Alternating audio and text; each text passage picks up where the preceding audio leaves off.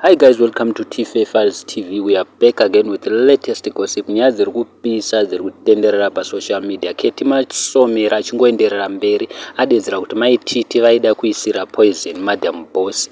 Zvashamisa vanhu. Asi vanhu vataura zvinhu zvakawanda zvakasiyana siyana. Ketty atane mavhili 11 aripo mumwe munhu ati wakutsvaga chomi yekuzoumburudza futi wada kubatana madam boss. Mumwe munhu akati vanhu muchazonyara pachauya nemavhili 11 feli ane utsinye yake kamuroi chaiko. Mumwe munhu angadaro. Mumwe munhu akati Ketty isn't looking for friendship, she just exposes the truth. Mumwe munhu akati madam boss please musaende padhuze naKetty anozokusungai mukatadza kuzvara zvakanaka. Mumwe munhu akati ko iwe zvawakaenda kunogara kumba kwake akadi kukuisira poison uri mbwa yemunhu.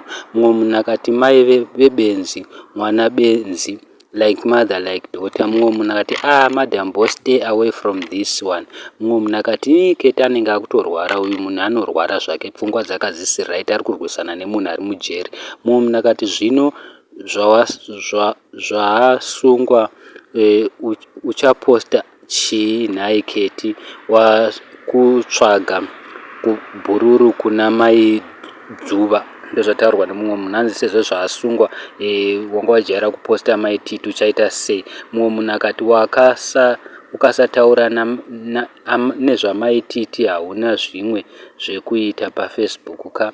Isu takatokuziva nekuda kwake mura iyeye. Mumwe munhu akati saka iwe waiita best friend nemunhu akashata kudaro. Mumwe munhu akati uyu akundibhohwa ini kuita kwa makwikwi nemunhu ari mujeri here zvakatooma. Mumwe munhu akati madam boss vasafe vakaita close kumunhu uyo nekuti naye ari very dangerous. Mumwe munhu akati totonzwa nemi vatsvene. Mumwe munhu akati kamuchacha akazviparira shuwa pane kutamba nemunhu uyu.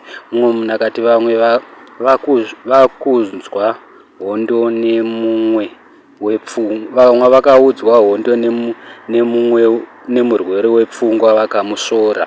Ndo zvataurwa nemumwe munhu. Saka guys, vanhu vataura zvinhu zvakawanda zvakasiyana siyana.